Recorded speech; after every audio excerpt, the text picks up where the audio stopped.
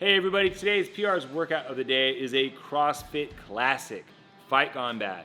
This is gonna be consisted of 3 rounds for reps. We're gonna accumulate total reps throughout 5 different movement patterns, starting off with our wall balls, then we're gonna go into a sumo deadlift high pull, box jump, push press with the same barbell from the sumo high pulls, and then finishing it out with a row.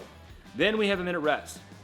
Now, in a class format, personally, this is a really hard workout to really attack it with an accurate score, right? And what I mean by that is there's no time in transitions. You have 1 minute on the wall balls, 1 minute on the sumo high pulls, 1 minute box, 1 minute push press, 1 minute row, then you get a minute rest.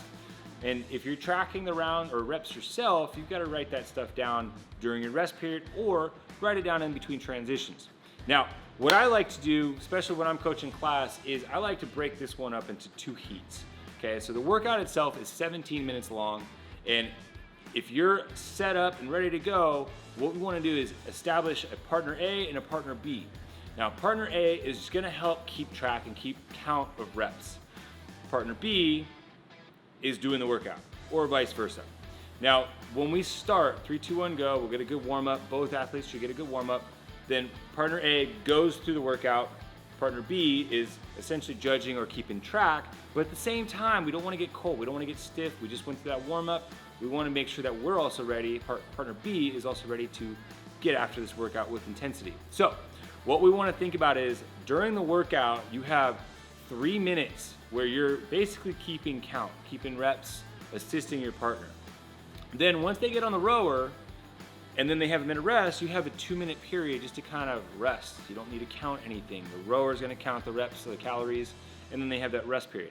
So what I would do, and what I've done in the past to teach class with this, is have those athletes run through a few reps of each one of these patterns just to stay loose, just to stay warm. So that way when it's their turn to go, all they need to do is a quick little warm up before they repeat. Now that transition from partner A to partner B is important because then partner A can have a little bit of recovery time so they can at least keep track of the reps. There's nothing worse than being WOD drunk and then being told you have to count your reps. So that is my suggestion into how to run this workout in a class format with a heat setup. Now, otherwise, we can always just attack the workout and just keep a consistent ongoing count in your head, and then we can total that up at the end, okay? Now, to talk about some of these movement patterns, let's demo.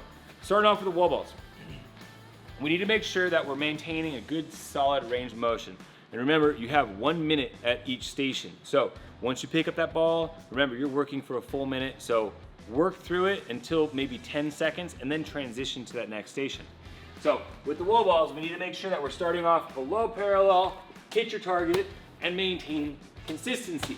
If we find ourselves catching it out of position, or coming up on our toes, drop it down, take a quick second to reset, reorganize, reset, and then go. Don't waste a lot of time shaking out to recover because you can recover on that minute rest at the end. Then we're gonna go to our box. Now, with this workout, we've got a lower box. It's a 20-inch box for the men and for the women. Push press, sorry. We're gonna go to our sumo high pulls. After our wall balls, leg drive, we got more leg drive here. So we need to make sure that when we set ourselves up, we've got our sumo stance, feet are outside of our squat stance. I'm gonna hinge back, grab my bar, thumb over and around, jump and finish. As I go through this, I like to think about a 3 count. It's gonna be 1, 2, 3. And that rhythm, or that sequence, will allow us to find a rhythm that we can maintain a nice, smooth, and steady bar path. Pull. Let your legs do the work. Your arms are just there to assist. Now, the barbell weight is gonna be 75 for men, 55 for the ladies. So this weight, don't be deceived. Box jumps. We do have a 20-inch box jump, so it's a low box. Hop up, step back down. Fast. We wanna move quick. Transition to this, get going. Then we got our push press. Same barbell. Come back to our push press. Once again, we're back to using our legs. Jump and drive. As we go through this, we really need to make sure that we're reaching that full extension and not doing one of these out front push presses. I know we're going fast, the bar is not that heavy, but we still need to make sure that we're maintaining good transitions or good standards. Then hop on a row and just sell out. Because you got a minute rest after that. Reset, repeat 2 more times. And then remember, if we are going with a partner, do yourself a favor and count them right. Have fun, guys.